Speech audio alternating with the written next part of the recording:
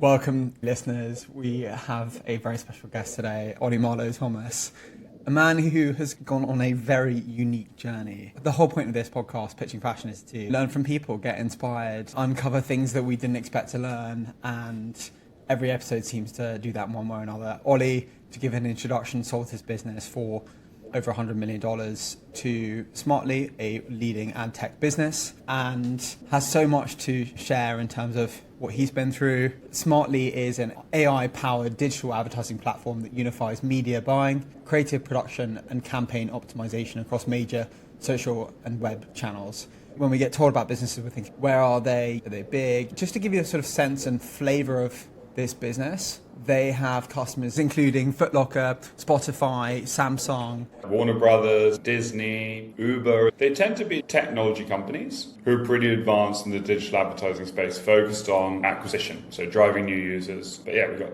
all the big brands you guys know and love and probably use every day on your phone. Amazing. We can't wait to steer into that. And before that, you studied in the UK. You had a brief period working as a volunteer with the police. True. And then spent 13 years at Google. Is that correct? Yeah, a bit less. I think in the end it was about 7. You know those little moments that lift your day? A smile, the sun coming out, or a piece of chocolate. Audrey's Chocolates have been handcrafting chocolate for over 70 years. Chocolate to die for. It comes in beautiful boxes that make for the perfect gift. Or bars of chocolate that feed daily joy. Discover your moment of joy by visiting audreyschocolates.co.uk and treat yourself to 10% off using the code TheCollective10. Yes, actually. Yeah, before I started. I think I'm on my LinkedIn, it still says I work there. I probably need to change that. I think my whole working career has only been about 15 years, but yeah. Oli, how long was it before setting up AdLib to exit for you? Yeah, hey, firstly, thanks so much for having me on the podcast. I've watched a couple of the episodes and what you're doing here is really great. And hey, inspiring people to think about business opportunities and get going with stuff is really important. So yeah, great work doing the podcast. To answer your question, I started AdLib, I was actually a sole founder in 2017. I've done about 5-6 years at Google before that. And before that, I was, as you rightly mentioned, I was in the police. So it's quite a random career journey.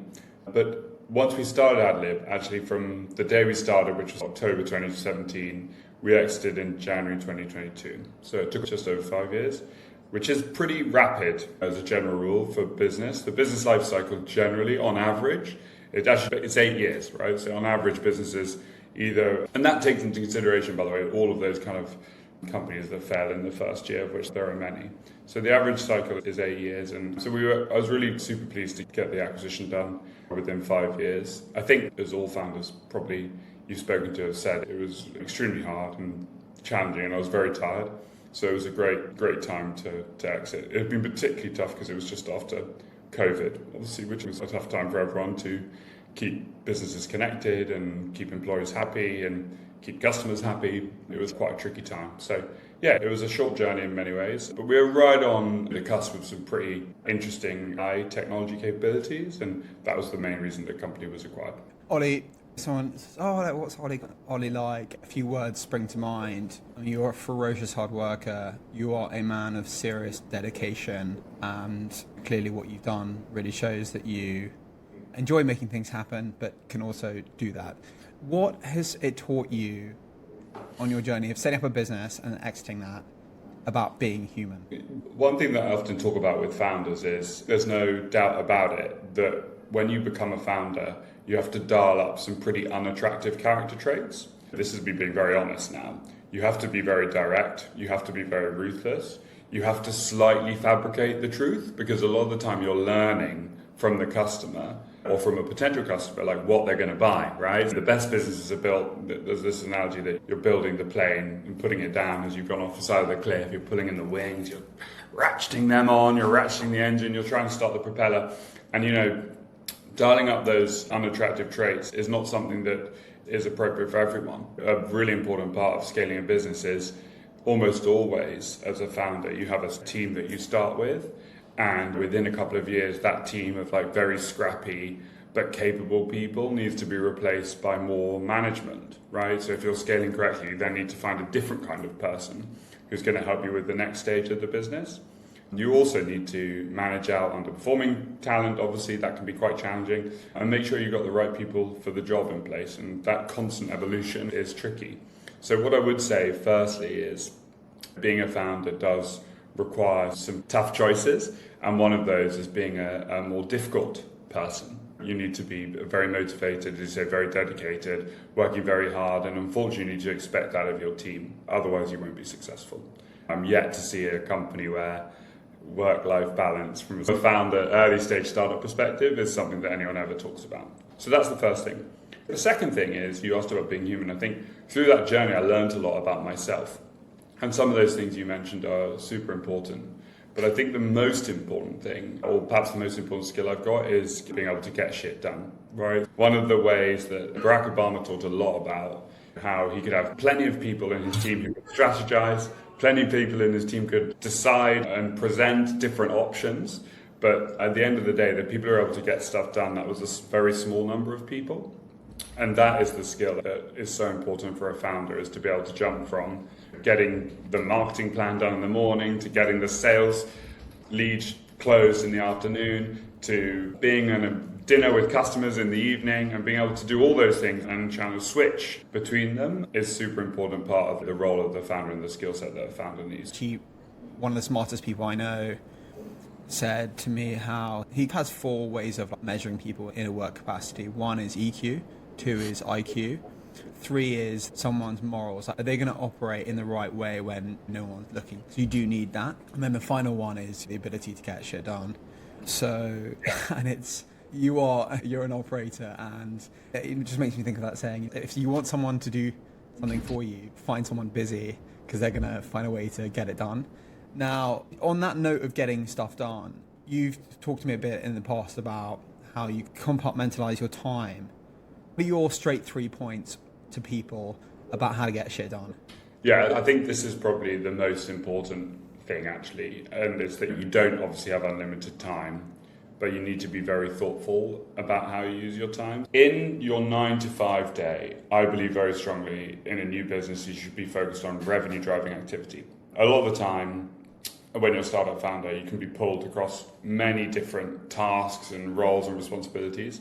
You need to try and bundle all the things that aren't revenue driving into out of hours work, right? So what I'm talking about is billing, the cap table, one-to-ones even. So that should all sit outside of 9 to 5. 9 to 5 to keep you focused should be, I'm selling, I'm in the market, I'm maybe doing marketing. Marketing would sit in that bucket, but you need to basically be creating customer opportunities to drive business value. So that's the first thing. The second thing is it's team selection. And one of the things I realized about 2 years in is that I wasn't good at most things. I was pretty good at talking to customers. I was pretty good at the big vision. But as far as managing the team, like keeping the customer up to date with progress, making sure that we had our finances under control, etc., I was like rubbish at all of those things.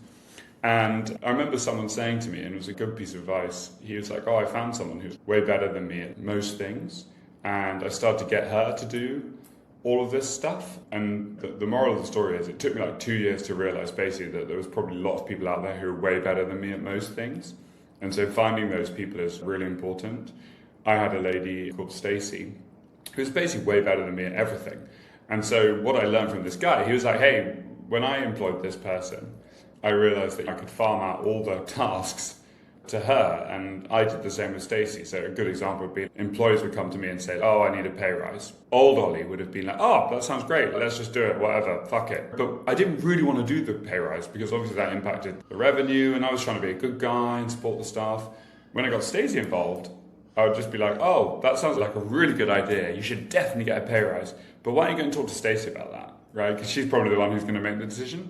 And it really helped me remain the leader and founder of the company, the guy with the good energy, the guy who's able to mobilize the troops, but to let Stacey play the administrative side in the business. And so I think the second thing is team and making sure you've got the right delegation. And then the third thing about spending your time is just be thoughtful about your customers, right? It's very easy to get internal and not be dedicating time to customers. That's probably the thing which even now, as I'm more senior, so Smartly is a business of over 1,000 people. We have a 6-person leadership team, which I'm on. I've learned from all my time in the industry that making sure you spend a lot of time with customers is really important, particularly in a time now AI is changing everything and ways and workflows and processes are all being disrupted. Making sure you're listening to the customer, spending time with the customer is extremely important. And so that would be the third thing that I would say is super critical to how you allocate your time. What have you learned about backing people that are different to you, that have skills and think in a different way to you? Yeah, so look, I think there are some people out there who are just quite good at a lot of things. I'm not one of them, by the way. I think that particularly in business, there are like these amazing people. Chief Operating Officer was one of them. She could just do a lot of different things. Never wanted to speak to the customers, but pretty much everything else she had wrapped up. Fair enough. I think the early team you put together is super important. With all the things I mentioned earlier in mind, the early team isn't always the team that you'll exit with. In my instance, we had lots of changes and evolutions between day one in October 2017 and day whatever in January 2022. But I think what's really important is that you continue to try and attract talent that is different to yourself. And that's why diversity is very important. That does bring a different flavor, a different energy, a different perspective into the room. And all of that will help you understand your customers, who are very diverse, your team, who is also very diverse, better. So that's really been important for me. Funnily enough, I learned very quickly because the person who I started the business in 2017 with a friend who was a teacher. And he wasn't a founder because he was not from the industry, but he was the first employee. And him and me were actually very similar. We got on extremely well. We thought it was fantastic, agreeing on everything, and every day was a ride, but it was wonderful because we were basically both the same. And although we're still great mates, basically, because we're the same, we're like a hopeless team. We didn't complement each other, and we just were both on the same. And it was okay, it worked well for a year, but he stayed till the end, by the way, but he wasn't right to be alongside me as the kind of founding energy, just because he was too similar. Oli, looking at your university days and after university, you've always had this sort of desire to build and create. Where does that come from? I don't know. It's a good question. So you're right. And just taking a step back, I've been involved in a few different businesses and they were completely random, but I have learned a lot from each of them. After uni, I was involved in starting a car sharing company. So allow people to sell out their empty car seats. So if you're driving from like London to Leeds back to uni, you could sell like your 3 seats in your car. It's a very common mode of transport in France and actually in the US. Ride sharing, they call it here in the US. I'm based in New York now, but it's not something that happens really in England. And in fact, it was pretty interesting because it was in like the early days of Facebook. So we could pull in people's interests and their friends, and we could like say, hey, this is an interest you guys have in common, so you can listen to Coldplay or whatever, if they really want to, in the drive over. So that was kind of cool. And that got me into this sort of tech space. But hey, like what I learned there was that marketplaces are very hard and selling to the consumer is very hard. So if you're trying to do anything where you've got to generate demand and supply, which is what we had to do with car sharing. We had to say, these are the people with the cars available and these are people looking for the car journeys. It was really hard, and so ultimately that business wasn't successful. And then I built an app with sort of a similar premise, which is called Taxi Share. Now it would be called Uber, but it was allowing people to basically find people to share black cabs with after a night out. So I'd say, I'm in the blue shirt, and you'd say, I'm in the black jacket. And this was way before like location capabilities, and let's meet outside Cafe Nero or whatever, and we're both going into Leicester Square. So that was like an interesting business. And what I learned from that is that the consumers don't want to pay for anything. When I provided it for free on the App Store, got 80,000 downloads. And then I made it like 69p and it got 4 over the next 4 years or something crazy. The consumer doesn't pay for anything, right? And that kind of made me realize that probably I want to do a business, like a B2B company. Actually, I did one more business at the same time as doing Share. I also built a company called Big Boat Week, which is a yachting holiday company. This was a bit before the yacht week really took off. So we had these big gullets that were in Turkey, and we took 150 people one year. There was young people getting drunk on boats. It wasn't a very sensible idea with hindsight, and we had one go to the police station, and I thought, like, this is going to be a disaster. And then finally I ended up, when I was at Google, realizing there's this gap in the market. The ability to see a gap is much easier when you're in the space. So I always advise people before they start any business, just really understand the space you're in. If you want to start a burger van, go and work at McDonald's. If you want to build a legal company, go and be a lawyer. It sounds obvious, but it's super hard to start a business in something you know nothing about. There are some founders who do it, but mostly the most successful founders I know are people who are already in the industry and they've built something adjacent to what they were doing previously. Stripping it back, many people build things. I really want to strip into, why does Oli Marlow-Thomas do these things? I think there's a few things. Obviously, there's lots of failure there. I've tried lots of different things. They're pretty random. But there was a relatively consistent theme, which is they're all in technology. And I felt that there was a lot of opportunity in technology, particularly in the UK. I felt like all these amazing businesses were coming out of Silicon Valley, out of the US, and no one was really building tech in the UK. The second thing was, I basically just got bored at Google, right? I'd been at Google for 6 or 7 years, as I said earlier. I'd been doing a similar thing. And I remember talking to my boss about it, who was great. And I said, oh, look, I'm thinking of this idea. And he said, hey, why don't you incubate it here at Google and we can help and talk about it and I can guide you. And then we can launch it when you're ready. And that was super helpful. And he also said if I fucked it all up, I could come back to Google, which was pretty helpful. So I suddenly had this safety net. So part of it was boredom at Google, but also this super valuable safety net that he had provided to me, which made me think, okay, if I go and do this, it's not the end of the world. I can always return if it doesn't work out. That ability to have a get out of jail free card was super valuable and one of the reasons which enabled me to do the bigger business, which was AdLib.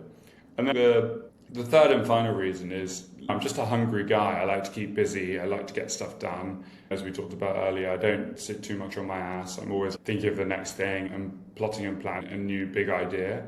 And that energy is something, unfortunately, and I'm sure you've talked to lots of founders, it's not something that really goes away. You always have this desire to build stuff and try and create the next idea. There's something very fulfilling about being able to come up with an idea and create and execute against that idea.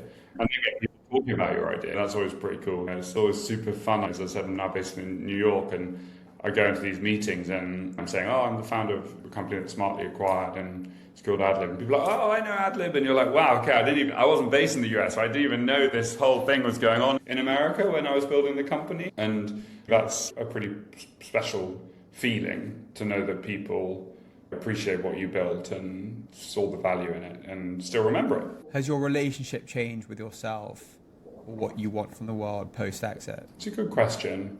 I think there's a few things that the exit has given me. It's definitely given me a peace of mind. I'm not speaking about anyone in particular, but it's a very stressful time for a lot of my peers right now. So whether those be colleagues or friends or whatever, I'm 39 now.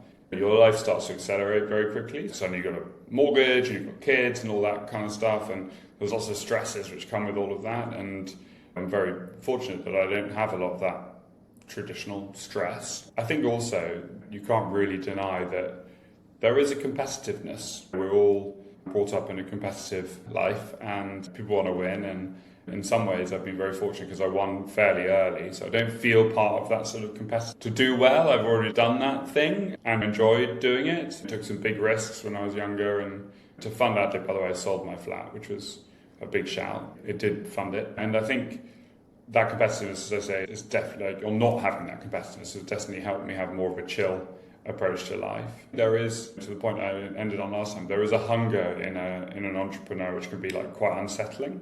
So there's always this burning desire for the next idea or to start the next thing.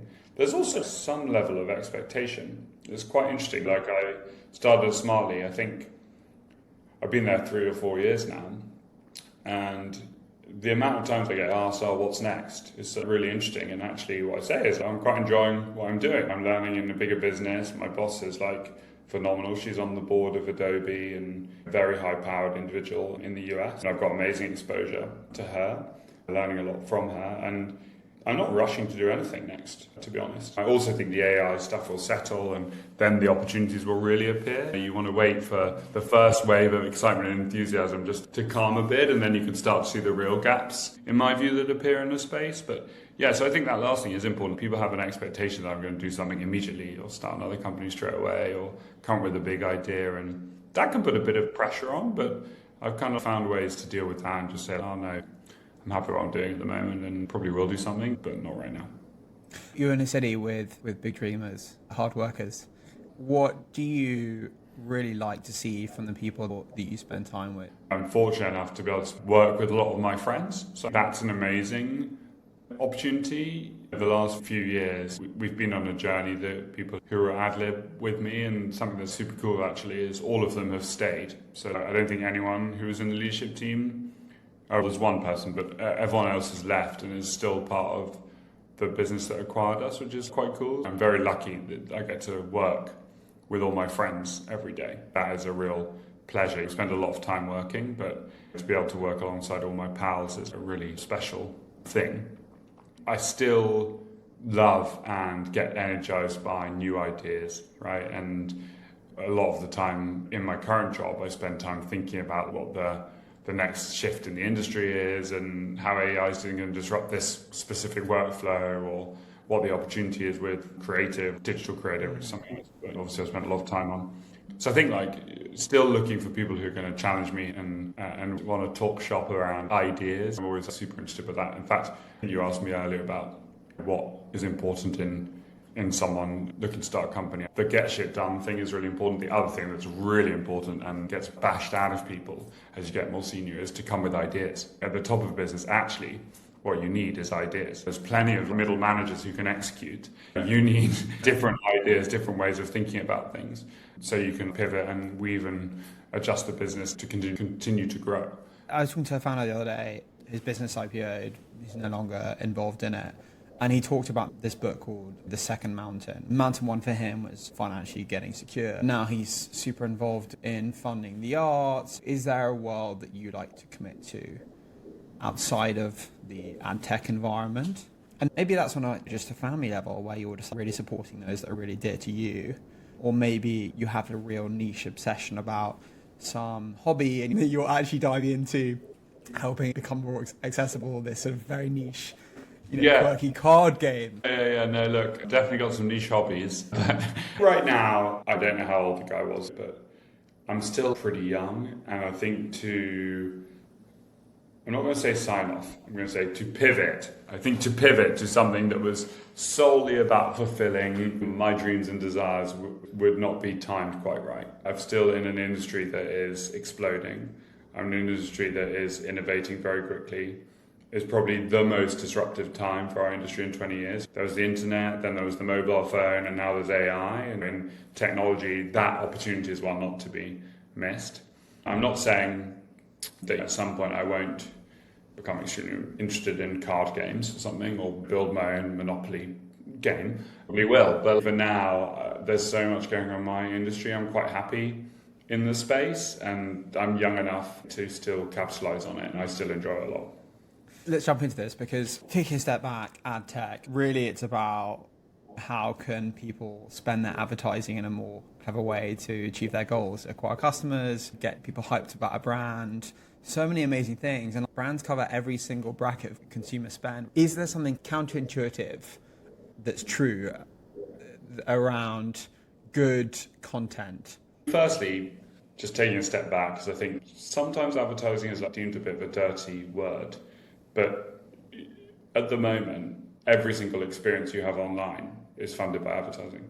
So whether that be videos that you watch on YouTube, whether that be articles you read on Daily Mail, your online experience is funded through advertising. The advertising has a huge part to play in the free web. So it is a very critical part of how we all live our lives today. As far as what makes a good ad, there's a few things. So the first is memorability. The language that we use in the industry is ad recall. Can you remember the ad that you saw? The amazing thing about AI is that we do have the ability to build models around what is memorable. And the way you can do that is you can train models based on different elements of an image or different elements of a video. And you can identify things that are consistently memorable. So, for example, a face is more memorable than the product, which is why increasingly you'll see people hold the product next to a face, right? So you'll see that a lot in advertising. That's because it's deemed to be more memorable if there's a face in it. So that's the first thing, is memorability. Great example. Oh, good. Yeah. The second is attention. The other super cool thing about attention is you can also build models about attention, right? So you'll see in advertising, you very rarely have a white background in an advert, because that isn't as cut through from an attention grabbing perspective as, say, a pink, a red, a blue background. So almost always in a video, except in beauty ads where they try and be a bit cleaner. They'll focus on the product next to the face. But generally, you'll see the background color will be a different, bold color to try and capture attention. Because the first thing that an advertiser has to do is capture the eyeball, right? You sit on TikTok, you sit on Instagram. How do you make sure that you stop the scroll and you're able to capture the attention of the consumer? Attention is super important. And then the third thing I would say is really important in advertising is I do believe that this idea that social, so the time we spend on TikTok, Snapchat, etc., entertainment, Netflix and Prime Video, and commerce, the Amazon experience, they're all colliding for the consumer. There's no differentiation anymore between how that time is spent. Those used to be very siloed things for marketers. They would say, oh, there's a social campaign over here, there's a big TV campaign over here, and then there's a lower funnel product feed, let's buy the product on Amazon campaign. And I think all of that is merging into something much more dynamic, and that's led by the influencer trade, right? So influencers who not only show up using the product, they also entertain the consumer with the way they use the product, and then you can buy the product all through that influencer experience and channel. So I think this idea of memorability, attention, and then the consumer wanting to be entertained, wanting to shop, and wanting to have a social experience all in one space, the big shifts and the big ways you make advertising valuable right now. Value proposition, products are trying to show they've got a value prop that's bigger and better than their competition, but it can be truly hard to do that. Do you have any views or thoughts around how that challenge can be steered well? Those visual plays I just spoke about are like super important to cut through, but fundamentally it's about repeating your message. Grabbing the attention of the consumer is very tricky. You need to be present at the right time, and so that's why advertisers talk about what we call frequency capping. So how many times should we show someone an advert before they get sick of it? And the answer is, for the consumer, it's still very high. It's 15 to 18 times, something crazy like that. Actually, do you know how many ads you're exposed to every day in the UK? Do you know, Yeah, I'm going to guess, which will either be edited out or not. Yeah. I reckon we see 1,000 ads a day. So it's actually close to 10,000. Which is kind of crazy, right? The number of ads everyone's exposed to is very high, and that can be the several hours. I think it's 3.5 hours on average. People are on social media a day, an hour on TV. On the commute, you're exposed to a huge amount of advertising on the tube and up the escalator. The actual advertising you're exposed to is endless. And so you're hitting on something really important, which is what advertisers spend a lot of time thinking about is how do I cut through? How do I land my message? And how do I make it something that people are going to take an action on? Because it's not useful unless people take an action with it. So I think the stuff I talked about earlier, plus just being thoughtful about the placement. So the placement is where you actually show up as an ad. So is it on Instagram? Is it on connected television, on Amazon Prime? Is it out of home, like those tube ads? All of that is extremely important as part of the strategy. And there's lots of different things to take into consideration. And that's why it's something that seems maybe quite simple at first suddenly becomes very complicated as you start to scale. You talked about how quickly the advertising industry is changing.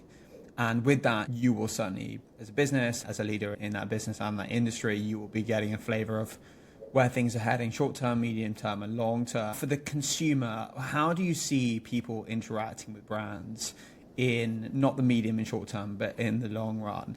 Because I get a sense ads that do well are ads that are linked to the right people. And if they're linked to the right people, ultimately they're useful, right? You're like, oh, shoot, that pair of trainers looks great. I actually want them. Therefore, I'm going to buy them. And the business is getting a return on their ad spend. I know that Smartly have got a partnership with OpenAI, for example, which maybe you want to touch on, maybe you don't. But thinking kind of big picture, how do you really see things changing? Let me talk about the long term. At the moment, advertising is orientated towards people. Right? How do we capture their attention? How do we make the ad memorable? How do we show them something that they want to buy? If you think about how your habits are changing, and maybe you're spending time on Claude or on OpenAI, as we talked about, the thing that's actually happening when you're writing a prompt like, oh, look, I need some trainers for next weekend, what's happening there is a load of agents are actually going out and identifying the trainers that might be of interest for you. And so the future of marketing is not one of engaging with the consumer, it's one of being able to influence agents. When someone prompts, I need trainers for next weekend, It's how can the agent understand that it was representing your brand, what's being asked in the prompt, and how can it respond with something that OpenAI or Anthropic are going to surface to you as a product that you should buy. That's like a really important evolution in our industry. Of course, there'll still be times when you're going to search for a very specific product, but a product search will be much more broad-based. It'll be like, hey, I want a pair of trainers, I want this to go with my green trousers, and I want to look super slick when I turn up next Friday. And all of those decisions behind the scenes are being made by agents. None of them are being made by you. What is presented in the ultimate response to the prompt. And so that ability for agents to understand, for example, the different products on a website, or agents to understand the price of those specific products or the colors of those different products, that is going to be a very disruptive theme over the next few years. And so if I was to talk longer term, I'd be thinking about how does marketing evolve to market to agents, because that's going to be the future of the purchase funnel. Can you see adverts being more linked to the consumer? Creative instances of connection between people and product, where does that go? And that recognition of knowing exactly who people are. Personalization for some time has been like the holy grail of marketing. Do you remember when Coke did that thing where they put their name on the can? Do you remember that? Every big brand's been obsessed with it. And it is a very powerful tool. There's a data point out there that if you personalize an ad, it's 3 times more likely to be memorable. And all the stuff I talked about earlier capture attention. So there's definitely something there. The thing I think is probably more likely, though, is that actually we'll go through that cycle, and that's been the cycle of the last few years where brands have tried to personalize and connect the dots to a world where the most important thing is that brands can allow all of their content, their collateral, their imagery, their pricing to be reviewed by these agents. So that if people are living their whole lives in ChatGPT, which I do think will be the future, or Claude, then they're not interested in visiting specific websites, right?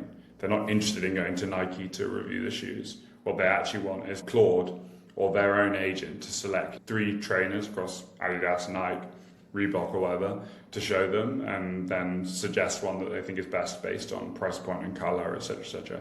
So I think the future is being able to respond effectively to that prompt and make sure that the different crawlers within the AI tools can actually really understand your content collateral and price point. Different world. Let's say you want a shirt for it and you're thinking you want quite a fun shirt. You go on Ukes or a business. Often the problem is the product user journey can be so average, right? Like such a huge selection.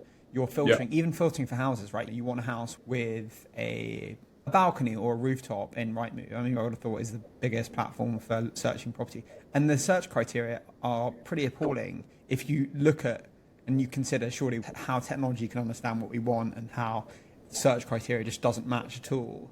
Yeah. Do you feel connected to that frustration and excited about that going into user journeys? I know you're pointing towards sort of all of this being done in prompts rather than websites, but does that point connect you to anything relevant? Yeah, for sure. I really believe the website will be dead quite soon. Right? We'll be building websites for agents to crawl. There'll be one point of entry to the internet, which will be through Gemini, for example, still could be through Google, Claude, OpenAI, and all of that. I don't know whether you've tried searching through Claude, for example, for a property. You should try that and see how much better the answer engine optimization will deliver results to you. Because if you were to put, I need a balcony and I need it to be 2 bedrooms with a bathroom and I need my bathroom to have a bath, etc., etc., they'll be able to scrape much more effectively now than any website will. So it's just worth trying that out for sure. But yeah, I can totally relate to the shitness of these websites. They haven't improved in a long time. Yeah, and Oli, hot takes from you with AI. What else are we going to see? How else is the world going to change? Yeah, so there's lots. So websites are going to go away. I think all of us will have much more of a support infrastructure from AI. I don't think we'll get to the stage where, like, I met a guy who built a company where you'd have a thing on your chest which records everything that you're talking about, and he was like, oh, this thing's my best friend and stuff like that. I was like, look, I don't think it's going to go that way, but I do think our lives will be captured, documented, stored in technology very soon. I think probably it's more likely that will come via our phones, if I'm being honest. So our phones will provide a gateway to an always-on memory layer of the conversations that we've had and things we've agreed to, because that will be important to inform how basically AI takes over our the decisions in our lives. And that can be what we order in the shop, to which restaurant we want to go, to the conversation we had last week about television show that we want to watch. All of that stuff is going to be captured and logged and stored in a memory layer, which will inform decisions. I think that at the moment, AI is very prompt and response based. Quite soon we'll start to see the consumer getting much more comfortable with activities happening in an always-on environment, not the requirement to prompt and respond, review that response and approve it. At the moment, if you go into Claude or OpenAI, they ask you to approve, for example, a simple task like, can you review all my emails and write the responses? And all of that will go away. That'll just be happening and always on. Saying that, to bring this back to advertising, as we've talked about, we talked to 10,000 consumers this year about what they want to see in advertising. And the thing that came up top, do you know what it was? Second was personalization. Do you want to take a guess at what was the most important thing to a consumer to see in advertising? Authenticity. Very good. Yeah, exactly. Bang on. And with that in mind, a whole load of AI slop or generative engine creative isn't going to be the thing that's going to cut through.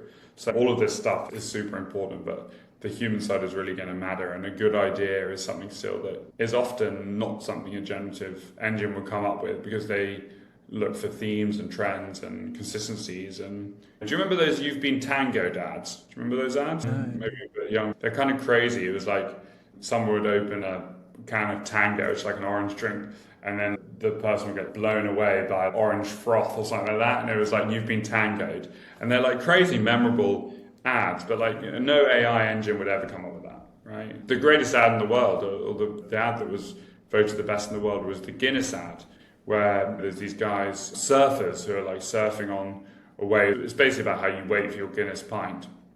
And they're waiting for the wave, and they surf the wave. It's got an amazing soundtrack. No AI capability would have ever come up with that idea, right? So there's still a lot to be said for the human input. And I think particularly in the creative industries, how you come up with an idea is going to become more valuable than ever. To the point I said earlier about making sure that you have ideas, that's a really important part of this. And Arthur, you're brilliant, always having lots of ideas, so you'll be grand with it. Fingers crossed. Where are you in terms of the broader direction of AI and society? I think it's too late to have that discussion. You may have seen last night, OpenAI were pretty vocal about a project that they're running, and basically the models train themselves to infiltrate a competitor's database. And this is the direction of the industry. This is not going to be a one and done thing. In my view, AI is extremely powerful and quite dangerous. So I do think that it's something that governments and businesses are going to have a responsibility to get hold of and manage. But I also think any idea that this isn't happening is just not the case, right? So this is happening. We're way past the period where this could be very effectively managed. So now it's about how do we put appropriate guardrails around these capabilities and make sure that the example, like what happened last night with OpenAI, don't happen again. But I'm afraid the role of AI is going to be to improve our lives in the same way the internet did, and the mobile phone did, and the television did. It's going to be very powerful and improvable. With all of those things comes some risks. And I think those risks, it's required that they're properly understood, validated and governed, but we're a long way off that for now. I don't think governments have a very good hold on all this stuff. I did notice that they just appointed an AI minister in the UK, but he seems to be basically a politician all his life, so I think his understanding of AI probably is fairly limited. They need people who can really understand this stuff and support and partner to build governance and guardrails around the capabilities. Thanks so much for your time today. We're lucky to get you for so many different reasons. No, it's great. Thanks very much for having me, Arthur. Enjoyed it. If you've enjoyed this, hit subscribe so you never miss an episode. Want to support the podcast, inspire as many people as possible? You can either make a donation on the Buy Me a Coffee link in our bio and website. Want to access exclusive content? Submit ideas for future episodes? Join below as a Patreon member and we will make you feel special. Thanks so much for listening.